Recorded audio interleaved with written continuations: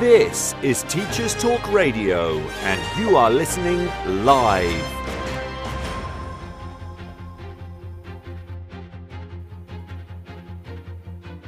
Good morning, everybody. How are you all doing today? It's Sabrina here with the morning break, and I'm hoping you're going to enjoy today's show on CPD with Nicola McCluskey. We're talking about time, managing it all, how you're going to fit it all in. It's going to be This is Teachers Talk Radio, and you are listening live. Tune in live at ttradio.org, or to join in the conversation, download the Podbean app and search Teachers Talk Radio. Follow the hashtag TTRadio. Tune in, talk it out with Teachers Talk Radio.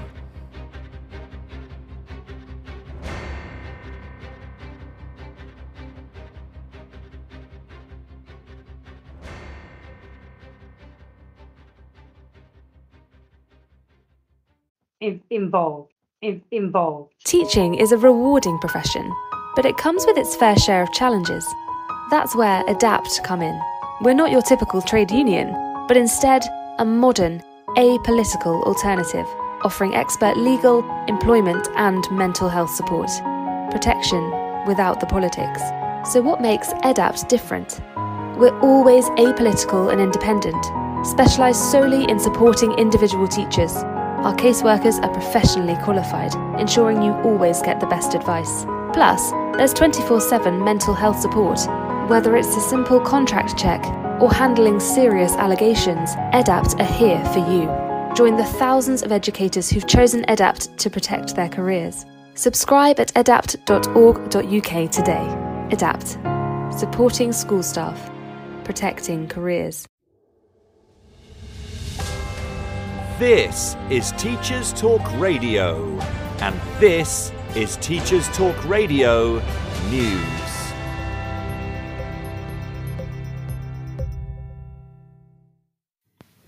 The BBC covers reports that Labour has dropped plans to end charitable status for private schools.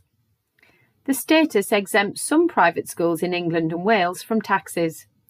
The Labour leader, Sir Keir Starmer, had previously said charitable status for private schools could not be justified.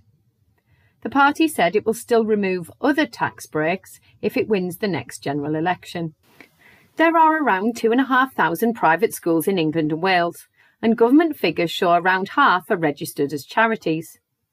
Having charitable status means the schools cannot operate for profit, and are eligible to claim some tax exemptions, including on donations and business rates. Since 2006, private schools have had to demonstrate they are creating public benefit in order to maintain their charitable status. Labour has said it would charge private schools 20% VAT and end business rates relief. It says this could raise an estimated £1.7 billion. A party spokesperson said the money would fund desperately needed teachers and mental health counselling in every secondary school. Last year, the Scottish Government scrapped business rate relief for private schools. The Conservatives have questioned whether tax changes would raise the £1.7 billion, as claimed by Labour. The problem of RAAC was highlighted again as parents with children at a secondary school in Durham, affected by the potentially unsafe concrete, staged a protest. Parents told Schools Minister Baroness Barron, who was visiting the school, that there had to be more support for the teachers and pupils and that the school must be rebuilt. The school is using a mix of face-to-face and online teaching after RAAC was found shortly before the return to school from the summer break. The Multi-Academy Trust, in charge of the school, has asked the DfE if it could use centre-assessed grades for GCSE and A-level pupils, similar to the way assessment was used during the pandemic. A DfE spokesman said it was working to bring back face-to-face teaching quickly and that the school would be rebuilt. Procurement, design and planning stages would be started before the end of the year. Schools Week reports on MPs' comments that government should create a school absence code specifically for mental health and review the adequacy of health services struggling with soaring waiting lists. The Parliamentary Education Committee has also urged the government to make its daily attendance data collection mandatory as soon as possible. The committee found growing demand for mental health services and special educational needs support, as well as the cost of living pressures and other issues, have compounded problems with attendance. However, Schools Minister Nick Gibbs said changes would add further complications for schools in coding absence, which could damage the accuracy of data. Full details of the committee's recommendations can be found in the article in Schools Week online. The Guardian covers news that in America, students at more than 50 high schools across the country are proposing a Green New Deal for schools. They are demanding that their districts teach climate justice, create pathways to green jobs, and plan for climate disasters. The campaign is seen as a reaction to right-wing efforts to ban or suppress climate education and activism at school. The national effort would see teach-ins, walkouts, and petitions. The New Deal also calls for updated buildings and infrastructure to make schools more climate resilient. Further details can be found on the Guardian website. Finally, the Nuffield Trust has said that student loans in England should be written off for certain health staff once they have completed 10 years of NHS service. It says this is needed to stop a dropout crisis among nurses, midwives and other frontline staff. Ministers have rejected the idea, saying support is already in place and that the current student finance system strikes the right balance between the interests of students and taxpayers, as well as highlighting training grants, support for childcare and some expenses. Tuition fees are not charged in Scotland, and in Wales, tuition fees are covered if nurses and other frontline staff work for the NHS for 2 years. This has been your Teachers Talk Radio News with Jo Fox.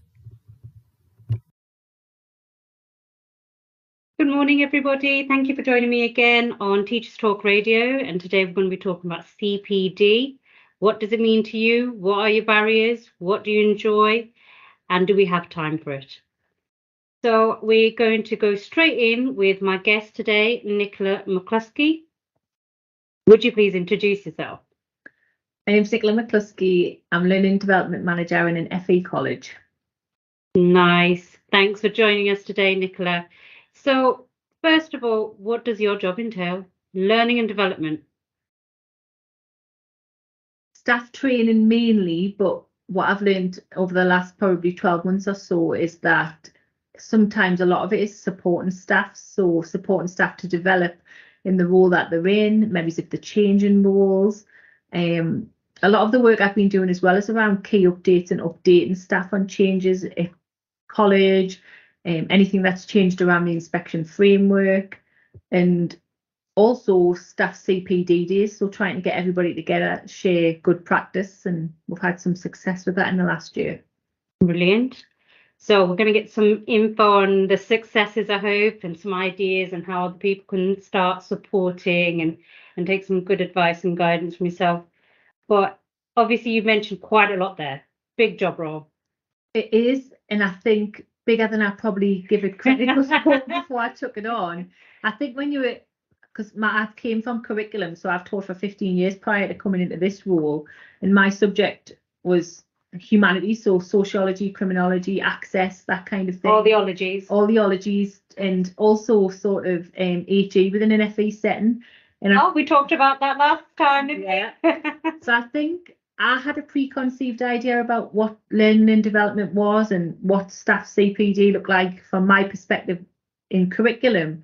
But actually, it's like looking at it from a very different perspective. I think that's what I've learned as well in the last 12, 18 months is it's actually far greater, and it can be quite innovative as well. I think if you've got the right ideas and the right support around you, I think it's an opportunity to really be creative. I think I've learned this the last 18 months or so. So why is it when you were in curriculum you didn't have that viewpoint on it?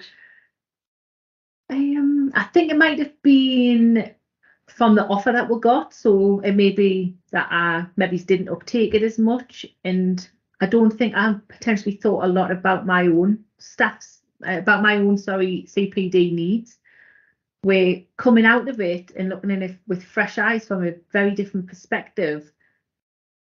I think it has opened my eyes to realise that we can be doing far more creative things, and not just attending a one-off CPD session. And what I've been thinking about as well in reflection around the role is staff need the time to do the CPD and most importantly do something with it. And I think that's the most important thing that I've taken from it. So we'll give staff these opportunities, come to the training, learn this, learn that, but actually the biggest benefit is how can we allow them that capacity to do something with it, try it, reflect on it, you know, and be okay with the fact that sometimes this innovation doesn't work either, and know a lot about reflective practice. And yeah. Is that because you've got the time now and no one else has? Well, I don't know. I don't know if anybody who ever works in FE has such a thing called time, but I think I've been given a huge opportunity to look at it from a different perspective. And I think one of the most important things is I think the fact that I've came from curriculum in the college that I'm now learning and development manager for. So I think when you go into staff with these ideas, I think I'm very aware of the fact that I'm asking them to potentially do something that they potentially don't have a lot of time for, but also the fact that you've walked in their shoes, so you know exactly what it's like to teach in an FE college and do the job that they've done. So I do think that helps the role, and I think the relationships I've already built with staff as well, I think that's helped the role as well. So would you say it's probably easier or more advantageous to be a development manager, learning and development manager, if you know the kind of institution you've worked in there and they've seen you walk in their shoes prior to then saying, right now, you need to do these training courses? I think it's been very advantageous. I think that's probably, again, something I've reflected on a lot, but I am in the same college, so I do know pretty much all of the staff, and at some point I've probably worked with a lot of them.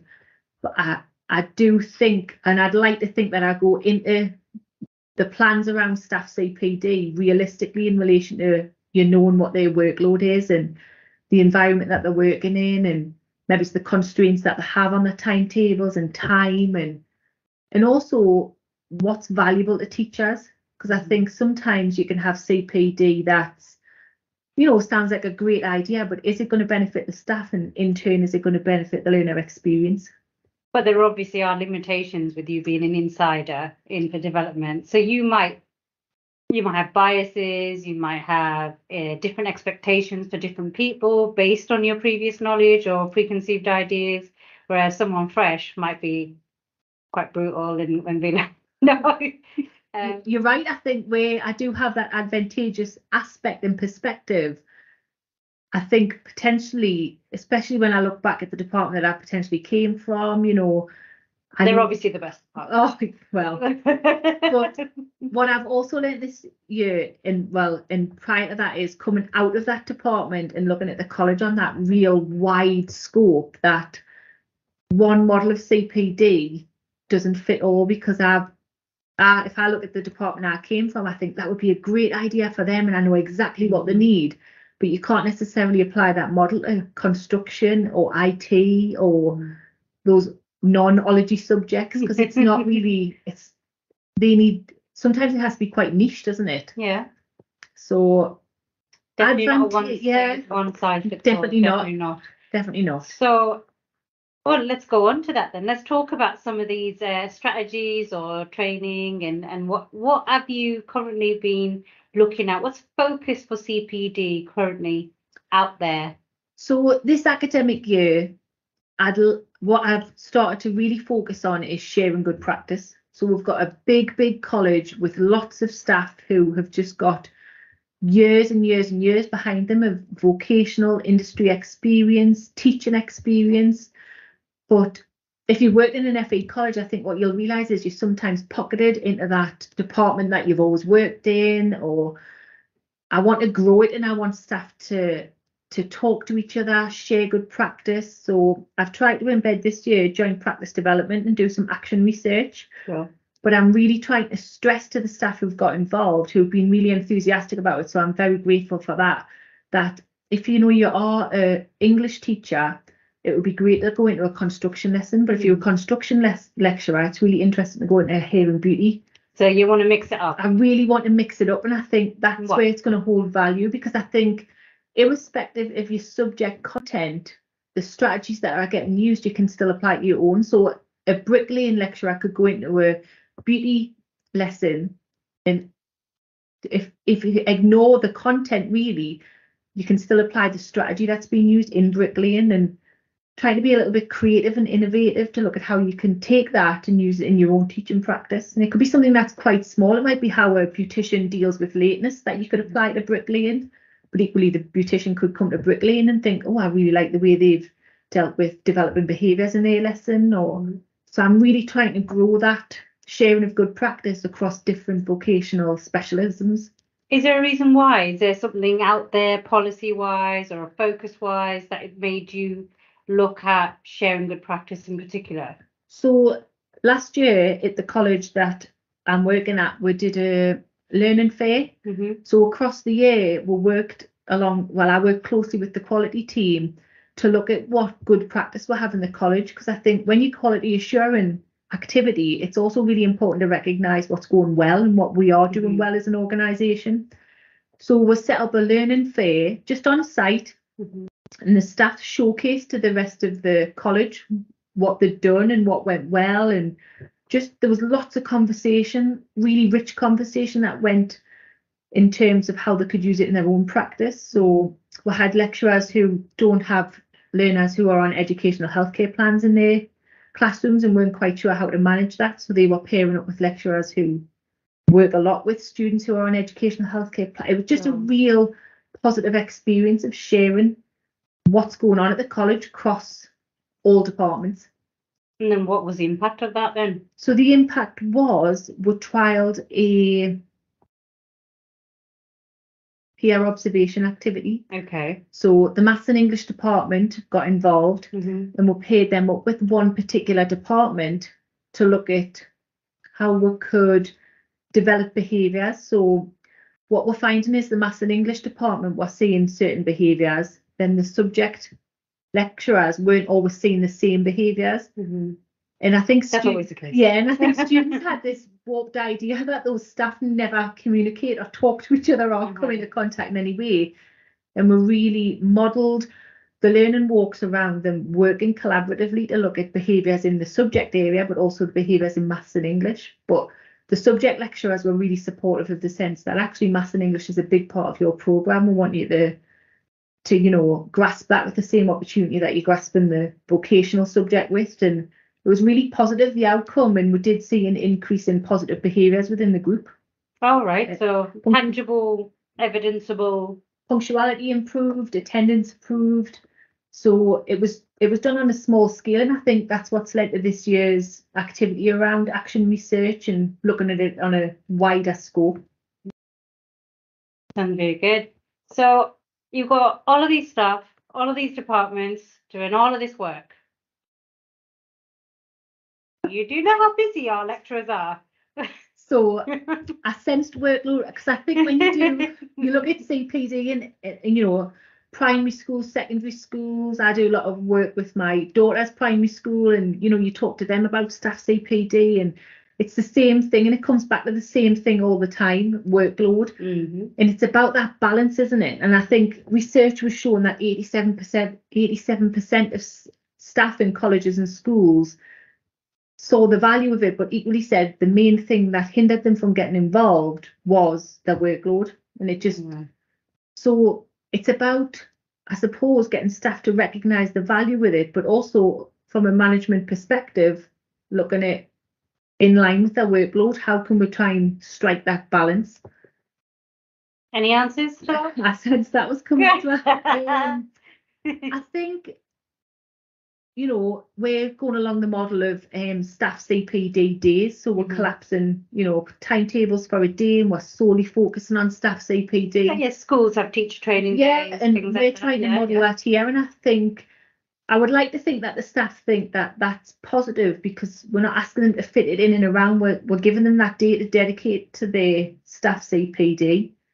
And what I've really tried to focus on as well is the evaluation of it. So it's like anything in education, isn't it? You try it, you look at what the impact is. Sometimes it's very successful, sometimes it's not. But as much as we need the learner voice, I think we really need the staff voice when it comes to staff CPD. Totally. What do you need and how can we support you? And sometimes it is very niche to the subject specialism, but actually sometimes it can be something that can be cross campus, cross college, that could be really beneficial. So that is something else I think I'm focusing on this year.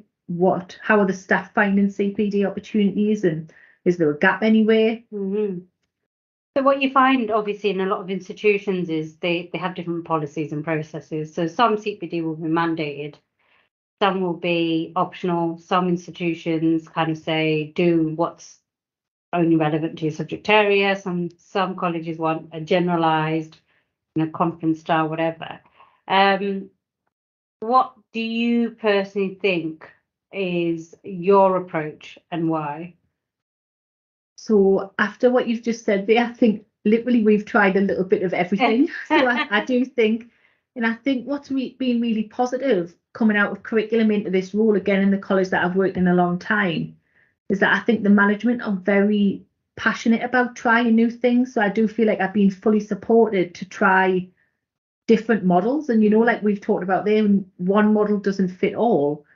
So we have tried the whole college CPD day. We have tried short staff key updates. We have got things going on where staff have applied for maybe financial support to do certain elements of it. We've supported other staff with time, like remission, to look at upskilling on an individual basis. So I do feel like I've got the autonomy to try different methods. So it's been a really positive experience. I think I've really enjoyed it, and I think I have had the opportunity to be quite innovative and creative. And again, like any aspect of teaching, some things have gone better than others. But I think one of the things I thought when I first took the role on is you've got to get that staff buy-in, haven't you? Yeah. You've got to. That's the biggest battle. It is, and I think it has to be meaningful for staff, and it has to serve a purpose for staff. Because if we think about time and the idea of it as a commodity, and it has to be beneficial. But ultimately, from our perspective, it also has to benefit the learner. I think my argument has always been, like any other professionals, if you think about doctors, if you think about lawyers, if you think about police, the fire service, anything like that, they have a constant review of their skills. They retake tests. They have to double check that they're up to industry standard. They have to double check that they have the required updated knowledge and skills. And teaching should be no different. Just because you did your teaching qual doesn't mean that's the end all be all. And that used to be my argument. And I used to always say, the best teachers are the forever students. I really still believe that today. And I think when you're dealing with FE lecturers, the dual professional roles and the vocational backgrounds that they come with doesn't always lend itself to that natural desire to continuously develop that teaching and the pedagogy, whereas they might want to go back to industry for for upskilling, but not necessarily update CPD in terms of let's look at metacognition or neuroscience or anything like that. And I found myself personally that was the biggest struggle. Like, I'm in the classroom, I know my subject. Why do I need to go into something about questioning techniques? So how have you, do you face those same barriers, boundaries, whatever, and how are you dealing with it, if so? So CPD in itself, isn't it? It's continuous professional development. And I think that's something that we'll have to keep reminding ourselves of. We've got staff who've done a PGC, but it may have been 15, 20 years ago. And at that moment in time, it was so current and it was so up to date. But if we look at the education inspection framework and how much has that changed, and how much research has informed that change. So we know that learners are learning in a slightly different way now. We know that curriculums are modelled in a slightly different way now. We know that we've got different expectations. We know that we've got learners who are struggling with communicative competencies and struggle to talk in lessons. So it's not just about sharing that vocational knowledge. It's so much about the strategies in which we're trying to get that message across to learners. So I definitely think it is a continuous, and it has to be something that is not a day a week, a day a month, but something that's continuous and repetitive, just to keep staff updated and upskilled. Because I think, we have a responsibility under leadership management in the EAF to provide CPD that keeps staff up to date with research. And like you were saying, metacognition, if what do you know about what you know? And if we can get staff to embed those. Was that even a word 6 years ago? Yeah. You know what I mean? We were talking about it then. If we can get staff to embed those kinds of skills and activities into classes, just to support learners in how they're learning, that's nothing to do with the vocational subject, but it's continuous professional development from that teaching perspective. It's interesting. I mean, like I was saying, personally, it was always, I'm a Sparky. I'll go out, I'll do, an update. I learn how to rewire according to the new code. Not interested in pedagogy, for example. And it was like, gosh, these guys, they're so intelligent. They know so much, but that buy-in wasn't there for the general thing. And it took a good few years to change the culture of an organization when I was working there. And I don't know if it's getting any easier now with like the EAF changing and with the reforms happening. Is that what you're finding, or do you still see that? I think it's a lot to do with confidence. So I think what I'm finding with staff, particularly from those sort of industries, which, they are professionals and they've been professionals in that industry for a long period of time, trying to transfer that into education. The training I've done around Ofsted and the EAF and, the intent of your curriculum, having conversations with people around the intent of the curriculum and how they scaffold it the way that they do and how it's sequenced, why do you start there and how do you build on it? They're so competent and so knowledgeable about the subject. I think they think it has to be more than that. And I think it's not. That vocational experience you bring in and that logical sequence and scaffold around the industry that you've come from is something that you can never be taught in CPD. It holds such value, doesn't it? But it's just about getting staff to recognise that actually it doesn't have to be a really academically, written piece of, it's your subject knowledge that allows you to sequence and scaffold your curriculum based on that vocational experience you have. But trying to recognise as well that, you're not just from industry, you're now a teacher of that industry. And I think it is that dual professionalism, isn't it? But staff, I think a lot of it is down to confidence. I think they see the academic side of it as something that's maybe a little bit intimidating, but actually if you drill down to it, you know exactly what you're talking about because of that industry knowledge. And what are you doing, or how are you capturing the impact? So I know you mentioned earlier that, you saw evidence in your punctuality and your behavior. I mean, when we're talking about the big O, Ofsted, and we're talking about measuring the impact, and you I presume will be appraised. And your boss will say, what's your impact? Yes. So what kind of things are you going to present and what are you going to show to kind of say, you know what, I did my job, I did it well, bang, there you go. Have a look at this. When I think impact, I think we hear it all the time, don't we? We're asking curriculum staff to articulate what's the impact. And if I'm brutally honest, I think it is difficult to measure because I think, I can quantify and I can say to our principal, 25 people attended this training that I put on. Oh, but what? Well, that's great, but what happened? I had a game, but what went on behind your eyes?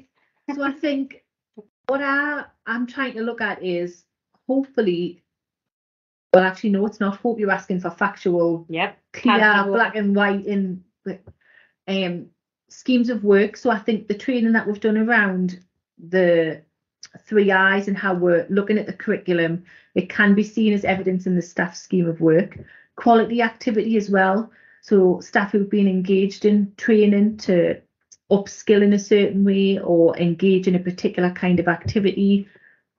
Quality are going in and sort of testing it really. So, this is the issue we've had. This is how we've tried to improve it. Can you go in and test it? And I think working alongside the quality assurance within the college has been really beneficial to try and measure impact.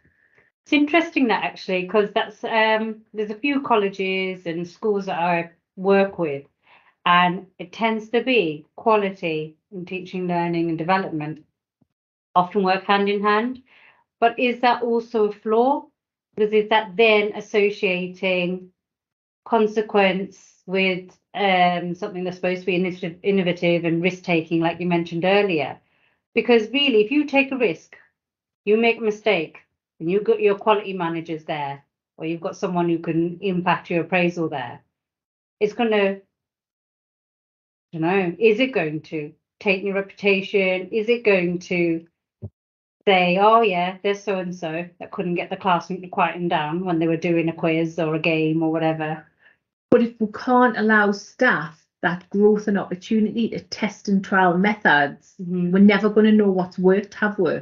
So I think that's what I've really tried to sell in this action research currently. You know, I'm getting the learner on board. So tell the learner what we're doing, tell the learner what we're trying, because sometimes your greatest critic, unfortunately, is your learner, isn't it?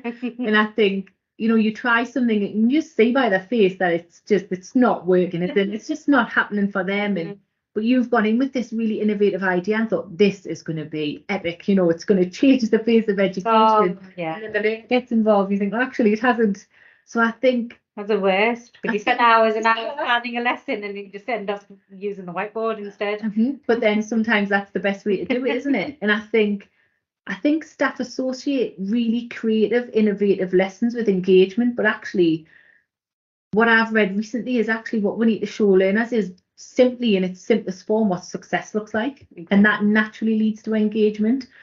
You know, digital skills and lessons is amazing, and it does, you know, digital native students are now, aren't they? You know, they're coming with such high digital skills where they're born into just a technological world. But equally, sometimes they can have a piece of pen and paper, or a whiteboard, or so. I think in answer to your question, we have to allow staff that safe space to be creative, but in a way that we are in a sense quality assuring, to give them the skills to recognise whether it is successful or it isn't.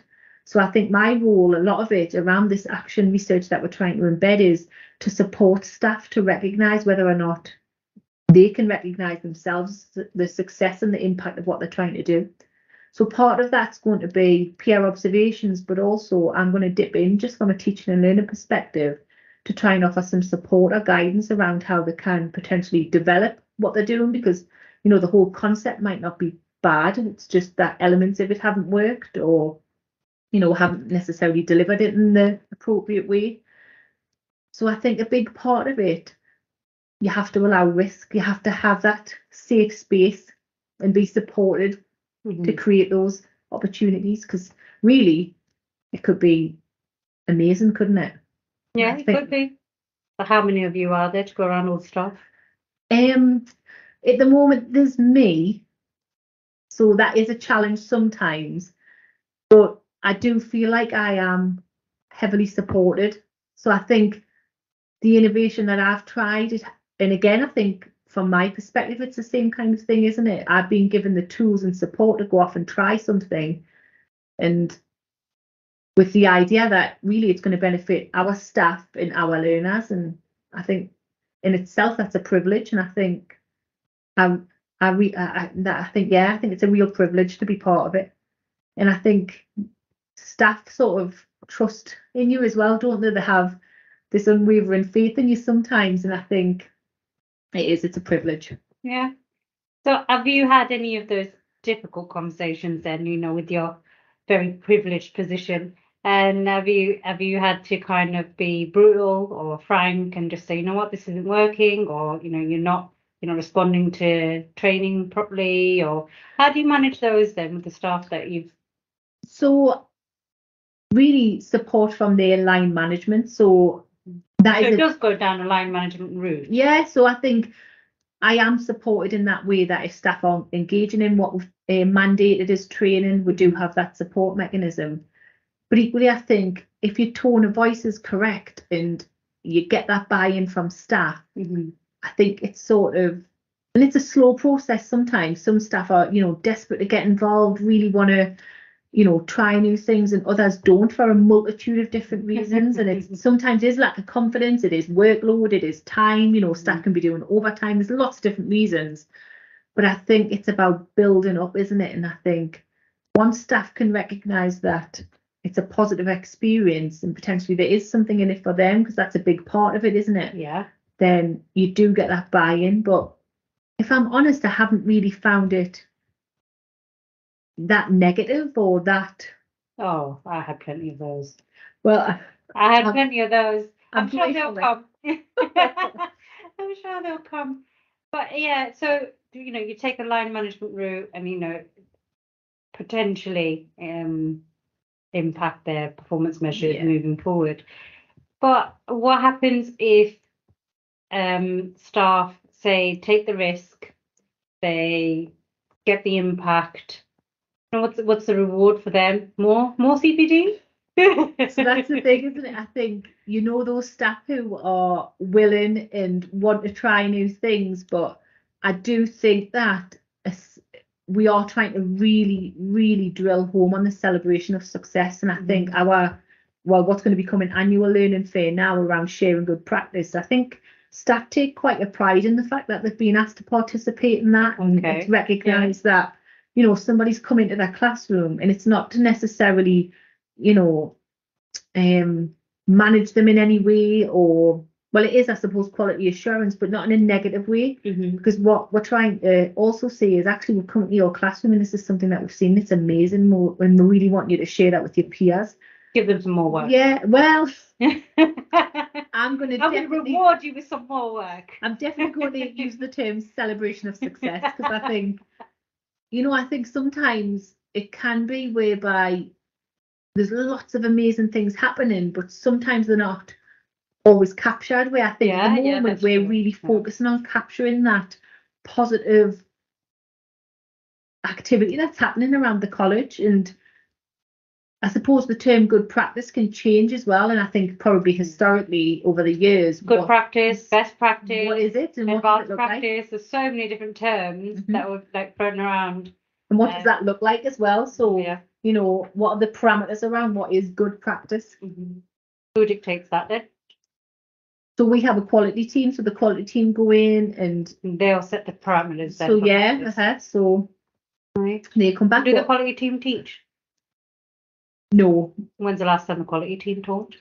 Last year. Right. So they fresh out of curriculum, Because again, you get that as well, institutions, don't you? You're judged, and you're judged during execution of it, for example. I haven't taught in 20 years. You think, well, hang on. Yeah. You don't know what I'm going through. And so that could also be a barrier, I think, to a lot of people wanting to undertake a risk. Yeah. Because the people coming into their classrooms haven't necessarily faced the challenges we're facing today. Which is why you'll find more and more kind of leadership positions now request that they do an element of teaching. Yeah. And I think when I used to be doing teaching, learning and things like that, I really saw the value of dealing with the learners and going in, because year on year, it's a different barrier, it's a different issue, especially now when we're dealing with demographic changes, income changes. There's so much going on out there that's impacting the education sector. But definitely, I have seen that's an issue that a lot of staff do not appreciate being judged by non-teaching managers, leaders. Oh no, our team is very much from curriculum, all taught, all got a wealth of teaching experience. So I suppose that's complementing the kind of strategies and things that you kind of put in. That's good. So moving on to say the students, right? So how does everything you do then go down to all of the students, or do you have pockets that you focus on? Is it targeted? You said there was some mandated. Are you expecting to see it all kind of trickle down, and do you just spot check it across the board, or do you have a process like I'm going to do your little hit list? How does it work? Some of the things that we've mandated is around, a lot of it has been around planning for learning. So trying to sort of standardise how we ask staff to plan for learning, so that we've got a structure really around how we are demonstrating that. And I think, potentially for Ofsted purposes, it's a positive thing to say, well, actually, this is the evidence we have. But also, I think to support the staff, I think the training that's in place helps them recognise and correlate between what they're doing in the classroom and how that, because essentially we are governed by Ofsted, aren't we? You know, that is essentially our specification as a teacher, isn't it? Yeah. So it's trying to correlate that. But I think if you think about the 3 I's in its simplest form, I think staff can buy into that and recognise it, and hopefully what should be happening then is the learner should understand what the intent of that curriculum is and how it's being implemented. And if you think about applying that to the workforce, if we're teaching health and safety first, you know, having those conversations with the learner around why we're looking at health and safety first, you know, it's paramount. You have to be safe in the workplace. Yeah. And then scaffolding the skills as well. So once the learners have mastered those basic skills, we can then move on to more complex skills. And again, the learner hopefully will apply that in the workplace, that you'll start off maybe at a lower level or not something as challenging, and then progress that way. So I do think that it sort of mirrors the preparation for the learner's next steps. Right. So what would you say was your biggest barrier then to all of this? I know we've talked about time and workload, and you haven't had as difficult conversations yet. No. Yet.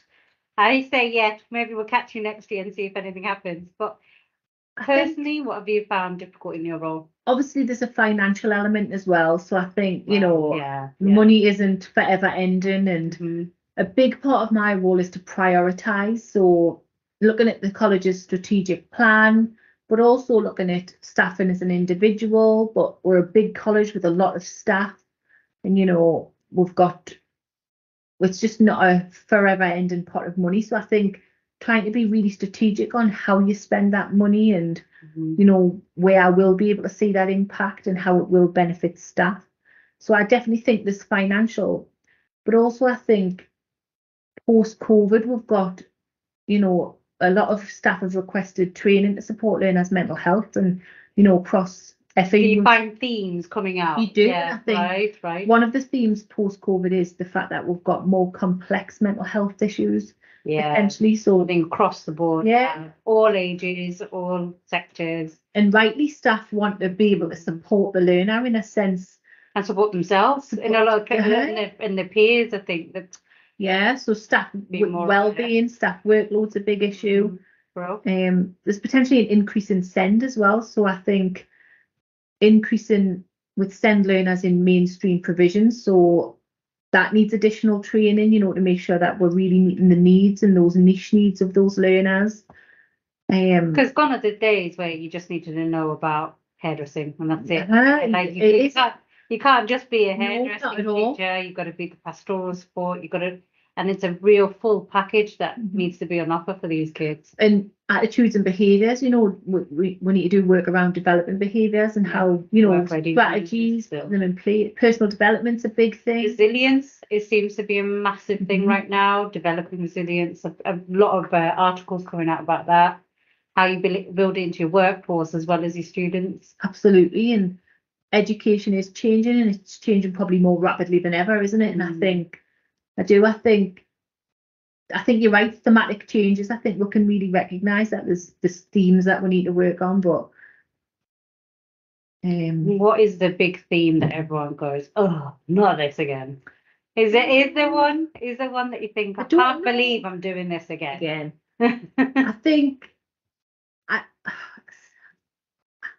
have been quite positive, haven't I? But I don't feel like I've came across anything yet, because again, so many things have changed. And so what I think we are bringing to staff, you know, we have done a little bit of work on things like metacognition. We have done a little bit of work on mental health and to support staff as much as support students. So I think I feel like staff have been quite receptive. Oh, brilliant. Love to come check out your college. Making us a little bit nervous that it's all positive. No, it's great. It's good to hear great stuff. And you know, I'm a big believer in CPD. I think, you know, without it would stagnate, wouldn't progress, and we wouldn't be, you know, providing the good quality education that we should be.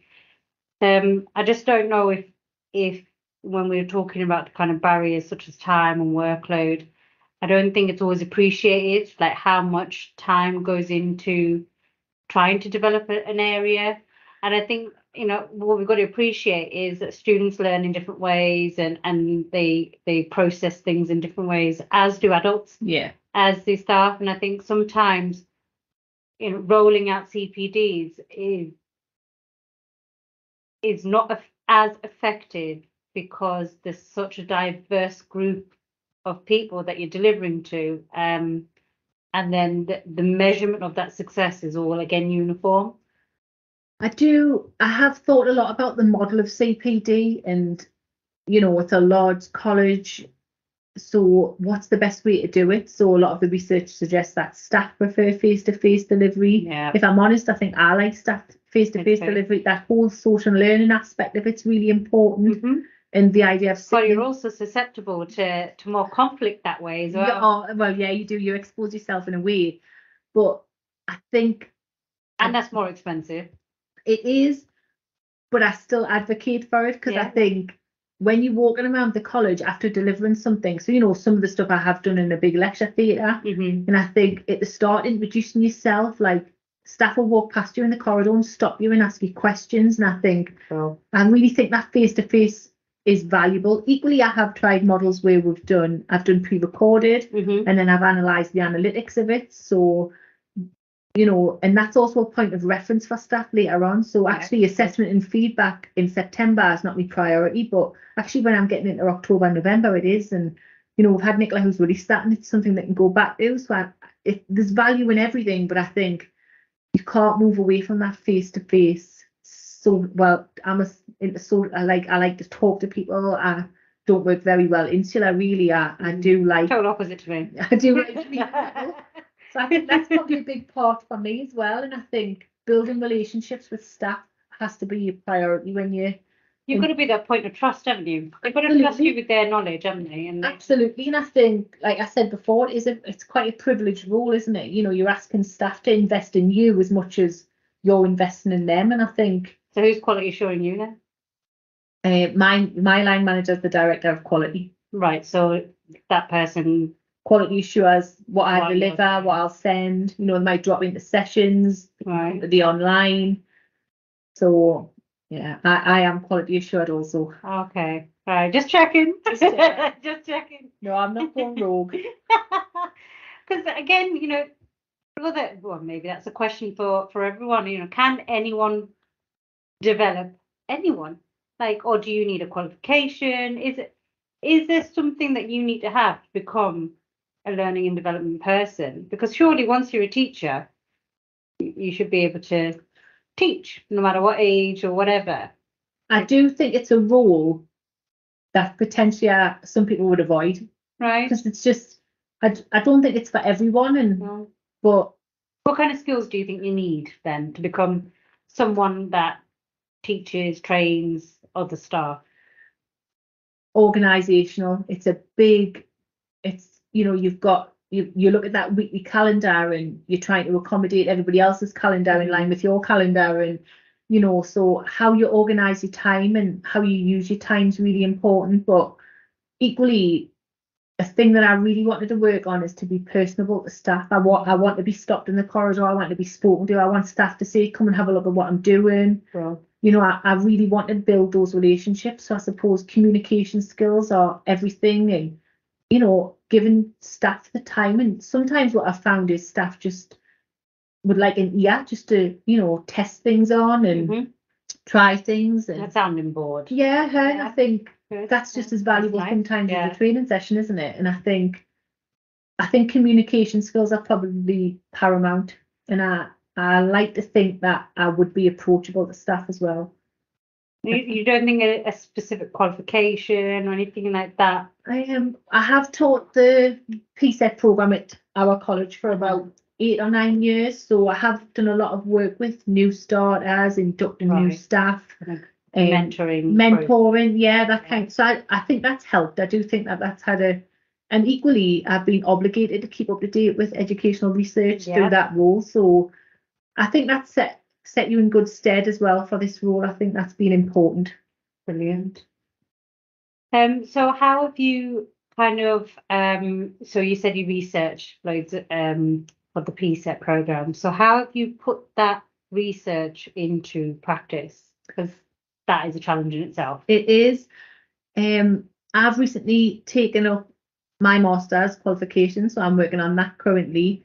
And I think that's really helped me recognise the changes in education. And I do think some of the topics that I've covered, I've thought, yeah, we need to be trying that. And I think in a way I've exposed myself to what's happening and how things are happening and what's changing. And I'm trying to share good practice around most up-to-date and current research.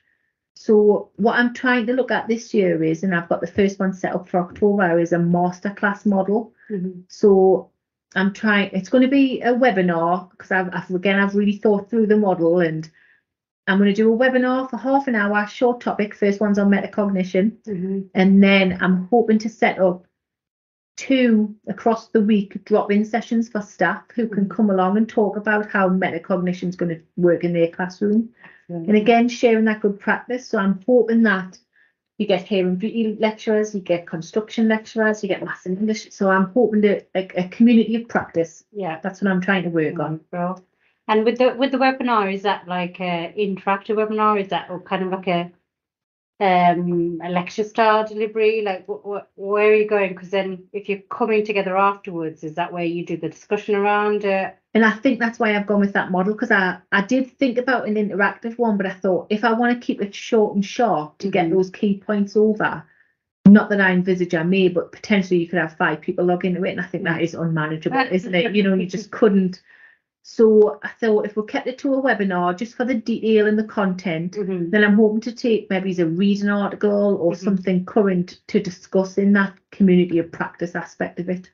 Well, right, you'll have to keep us posted and see how that goes. What other kind of strategies are you trying out, and what's give our listeners some ideas? And listeners, obviously, if you've got any ideas, please share them. But yeah, what else is out there? Absolutely, because I think in this role there isn't a necessarily straightforward, this is how you have to do it, is there? And I think that's the fun part. Where that comes with the great privilege of the fact that people are having a little bit of faith in what you're doing. What I'm finding is you can get so many ideas that you think, I don't know where to start, but then I think prioritise, don't you? So a lot of work around planning for learning, trying to embed the master classes. So how did you kind of roll out the planning for learning CPD? What kind of? So I've tried 2 different models. Okay. So the first model was mandated. Everybody got the same message. This is the format we're using. Was that via an email? No, I did cross-college sessions in sort of big lecture halls. So I would say it probably took about 2 to 3 weeks, because what you find is you always miss someone. Yeah, not all staff are available at 9 o'clock on a Monday. Not all staff are available at 12. So unless you're in, I mean, some organisations obviously have dedicated time, don't they? Where everything's closed down. We obviously have got a lot of staff, so that worked. And staff, and what I found as well is people still were asking questions in those sessions, which was great. From that, the staff feedback said, you know, the content was great, but I would like to see it on a workshop model. So I've created a workshop model of planning for learning. So it's sort of a booklet based activity where it's broken down step by step. We've got guidance from the EF in there. We've got, you know, we're trying to look at Rosenshine's principles in action, and we've got top tips from there. We've got critical thinking skills embedded. It's sort of like a breakdown step by step help guide. So I've done it in teams. So I've done it with, you know, one team all together. I've done it with individual members of staff. I've done it with some new starters. Right. And I think that's probably had the greatest impact. The workshop. Yeah, the workshops. Oh. So you send the wider message, but then the workshops, because I think, you know, if you have all the health and care staff together, it's quite easier to model their curriculum rather than having 20 different disciplines all in one room and trying to give examples. So I think that's probably had one of the biggest impacts so far, because staff can book in when they want. You know, some staff do 1 session, some staff I've done 6 sessions with. Wow. And so that's dedication right there. That's it. But if you can see the impact, then it's worth it, isn't it? Yeah, definitely. So So have you tried anything else? Just thinking of different ways to get CPD out there. So you've mentioned kind of webinars, you've mentioned workshops, you've mentioned community practice, you said about Big CPD days, yeah. big CPD days, and you've done the lecture hall stuff. What else kind of could organizations look to? So are you always delivering this stuff, or do you get guest speakers in? Do you get externals? Do you? Well, predominantly it's been me, but on reflection, I think staff can get sick of the same message. So I think what I'm now trying to do is look at what other staff are doing to see if we can make that into a CPD activity. So What you mentioned the masterclass. Yeah, so what I'm hoping with the masterclass is that we can look at the college as a whole, and maybe I do one a term, one whatever, but other people coming and sharing something like a topic. So obviously I'm hoping you're going to come along and do something. Oh, check that out. So yeah, I think it can become a little bit diluted if it's the same person over and over again. Yeah. I've got to go to another CPD session with Nicola. Oh, they'll be busy with you, man. So, but I think different perspectives, isn't it? And I think so that's what I'm hoping to model through the masterclass. 1 month with someone, and I think that again, staff buy-in, because that's not mandated. So I'm hoping that the staff who find it of interest will think, oh, it's maths and English, or oh, it's STEM this week, or it's, and not everything's relevant to everyone, not everything's interesting to everyone. So a bit of selective choice, I think, as well. That was the other thing I was going to say. So again, in my experience, it was the same people that put themselves forward for CPD, and when it was optional, and they were the ones, the same people. It's like your classroom, isn't it? The same people, with students put their hands up to answer the question. So how do we get the kids or the staff at the back of the classroom that are trying to hide involved? Like, if it's optional, obviously mandated CPD they have to do, but how do we lure them other ones in? Again, I think, I know it's not, well, it is important. I know it is the time and when you offer it. So I think you have to get that right for it to be manageable for staff. Right. But also, I think they have to see the value in it. And I think, again, that's probably partly my does it come with a pay rise? Because then you'd have them all lined up. Well, it is, isn't it? I think anything you do. Some organisations do connect CPD to their increments. Oh, okay. Yeah, so I've seen, if you don't complete X amount of CPD that's measured and demonstrated, you don't get your increment. So I guess that's not something that you guys do. No, that's not a model. What are your thoughts on that? I don't think it's something I would like to implement. I would love it.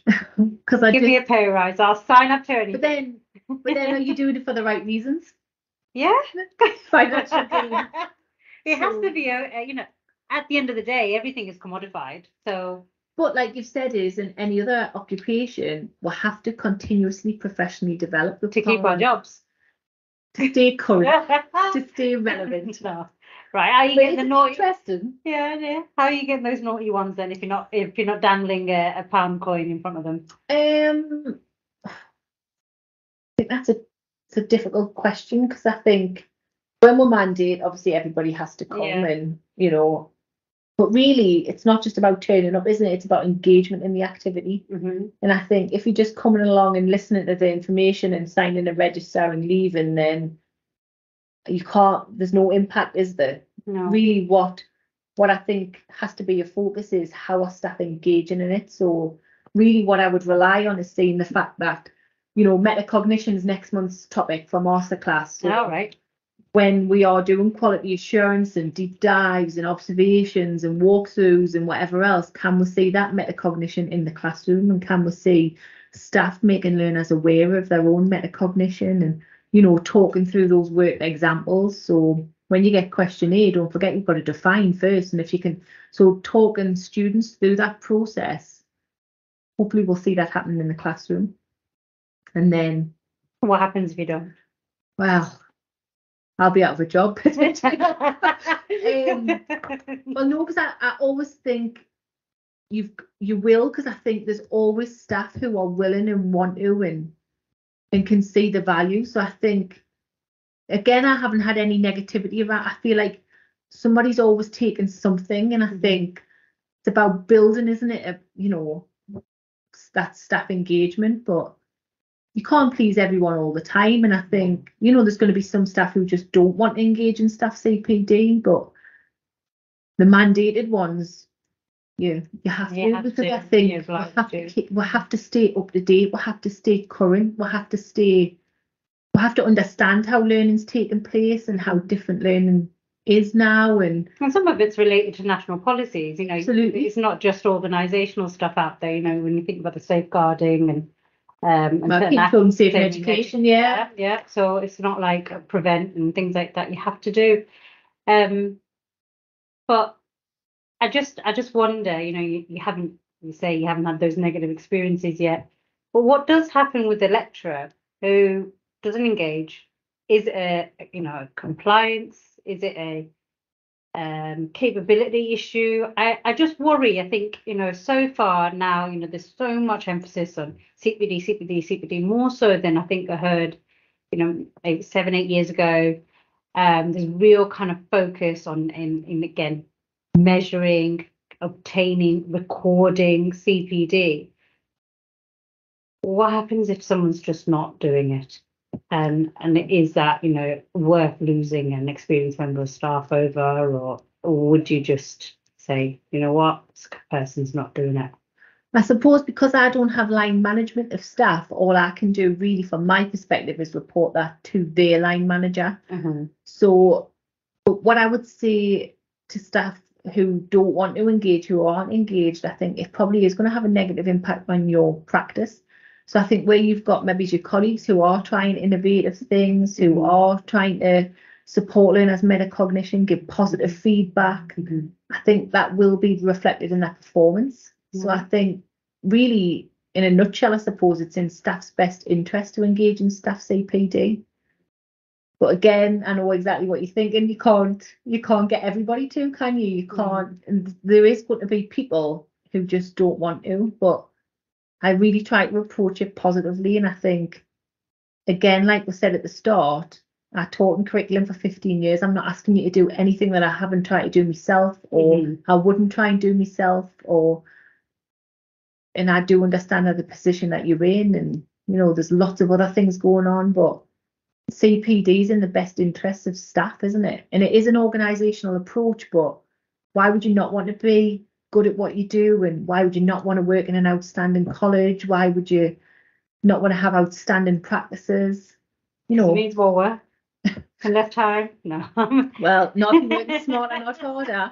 So if you engage in maybe new strategies and techniques, then it can be time saving. Yeah, I think that's a very good point. Innovative techniques around feedback now, isn't there? Where you're not slogging away on a Sunday afternoon writing reams and reams and reams of marking up. There's other ways to assess, more innovative ways to assess that has a positive impact on your workload. But unless we've got somebody who's exposing staff to those techniques, then they're going to struggle, aren't they? So I suppose my job in a sense as well is to also consider staff workload and what I am asking them to do, but equally is there any ways that I can be creative to support that workload and show them any techniques that would support them.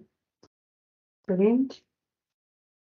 We are coming to the end of our time, so I'm just going to summarise kind of what we've gone through today. So we've had all of the talk about CPD, the processes, we've had some different strategies and how you can roll it out, the intention. We've talked a bit about CPD and the impact on the students, the staff, and the organisation as a whole. So really kind of broad view of CPD and some of the kind of challenges, the barriers maybe, and how we could overcome them. A lot of positivity from you there, Nicola. I love it. Try to bring you down to the dark side, but you resisted well. It's a big part of my job specification, just to stay upbeat. But again, I think that's so important, isn't it? I think staff, should see somebody that's passionate and excited, and because I think imagine going along and saying, "Well, give this a try." I mean, it might work for you. I just think you wouldn't. I wouldn't try it myself, but you have to. If I come skipping along in your staff room and say, "Come on, please give us a try." I'll be like, "What is she doing?" Yes, she is again. But equally, I think staff have really bought into that, and I think, oh, she thinks it's a canny idea. It must be a good idea. What's a canny idea? You have to explain it for the listeners. Sorry, I forget my geographical location. Canny would be a really good idea. Good idea for all of you listeners out there struggling to decipher this. I forgot about the language barrier.